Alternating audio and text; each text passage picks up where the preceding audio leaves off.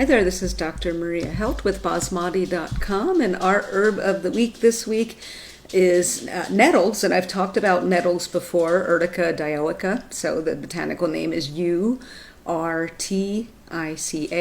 is the first part, dioica, D-I-O-I-C-A, is the second part, nettles. And I've talked about the leaf before, and this time I'm actually going to talk about nettle root, which is a great tonic for the prostate gland, in fact, and it can be used as a long-term tonic for the prostate gland. And studies have actually found that nettle root is also beneficial for BPH, which is benign prostate hyperplasia. A majority of men, by the time they hit about 60 and up, are going to suffer from BPH. And some of the symptoms are things like urinary urgency, where all of a sudden you have to pee really bad and it's hard to hold it. But also urinary hesitancy, where you need to pee and you're trying to go and it takes quite a bit of pushing to get that stream going. Another symptom, and this is coming from prostate swelling around the urethra, is breaks in the stream. So you're urinating and then it stops and then it starts, then it stops, then it starts. You might not be able to completely empty your bladder, or there might be some nocturia, which is a little bit of dribbling or leakage at night. So BPH is not fun, and it's benign, as the name suggests, meaning it's non-cancerous, but it can still be a real annoyance. And so nettle root has been used for quite a while traditionally for prostatitis, prostate swelling, and such. And there is more and more research being done on it. For instance, there's a double-blind, placebo-controlled clinical study looking at BPH using nettle root, and it was found that there was actually significantly reduced irritation, a reduced incidence of urinary tract infections, which is another thing that can go along with BPH. And in fact, this root is commonly used by physicians in Europe, whereas it's virtually unheard of by physicians here in the U.S. And it's unfortunate because it can be a really useful ally for prostate health for men.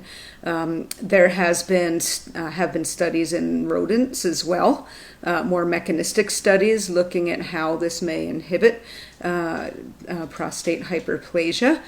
And there have been studies in cell culture and in animal models showing that nettle root may even inhibit the proliferation of prostate cancer cells. Now, the suppressive effect that this has on prostate swelling and such may come from a variety of different effects. And so the herb in some studies was found to inhibit some enzymatic activity on prostate cell membranes, which suppresses growth, and some of the steroidal compounds in nettle root, such as campestrol, stigmasterol, and others, are seemingly responsible for that. And also, nettle root might inhibit hormonal binding to the prostate itself, which may help with a decreased symptom picture.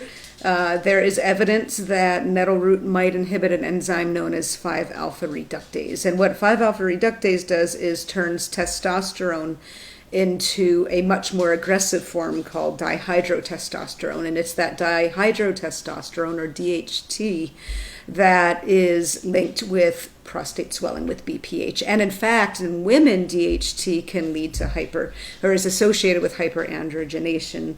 Androgenization, I can't say that word, in women. So women that are exhibiting things like male pattern baldness, hirsutism, like beard hairs, mustache hairs, chest hairs, often this is associated in women with polycystic ovarian syndrome. And so this is an area where nettle root might also be helpful. So it's not just good for men, it might be useful for women dealing with DHT, or dihydrotestosterone. And also, hormonally speaking, nettle root has been found in studies to lower sex hormone binding globulin, which binds to hormones and carries them around the body, but it keeps them inactive. And so by reducing the level of this carrier, it actually increases the level of free testosterone in men, which can be helpful. And so we're talking about regular old testosterone, not that aggressive DHT here. Now, there's also evidence that nettle root acts as an aromatase inhibitor. And aromatase is an enzyme that turns testosterone into estrogen. In fact, that's where our estrogen comes from in women and men.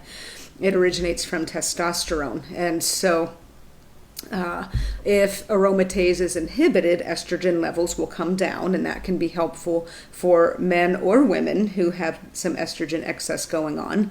And this can also, for men, lead to higher testosterone levels. Now, Michael Moore, the late great herbalist, talks about nettle root for various types of viral infection, and he's used it, for instance, to suppress herpes outbreaks. And there is some data, at least in a lab, that nettle root might have some activity against a different type of herpes virus known as cytomegalovirus. So some antiviral effects there as well. There is work done in rodents showing that nettle root may have effects on cholesterol, so on blood lipids. It inhibits an enzyme known as HMG, CoA reductase, and so this is the same enzyme that is inhibited by statins.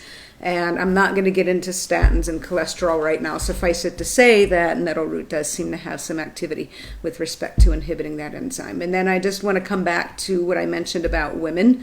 There was a pretty small clinical trial done in about 40 women or so, where they used nettle root for women that had excess testosterone, excess DHEA going on. And when they were treated over time with nettle root, their free testosterone levels decreased. That means the testosterone not bound to that sex hormone binding globulin, that suitcase that carries it around the body. Total testosterone levels were decreased. DHEA levels were decreased. Their cycles were more regular. Their skin was less oily. They had less acne. And all of this from being treated with nettle root. And so a really handy herb, maybe not quite as well known in the States, especially outside of herbal circles, as it is known in Europe, but it's a plant to really get to know because the leaf, the seeds, the root, it's all medicine, very useful plant, and if you have a decent water supply, it's a pretty easy one to grow. And until next time, from Milo, where is he? Oh, he took off, never mind. From Milo and I, be well.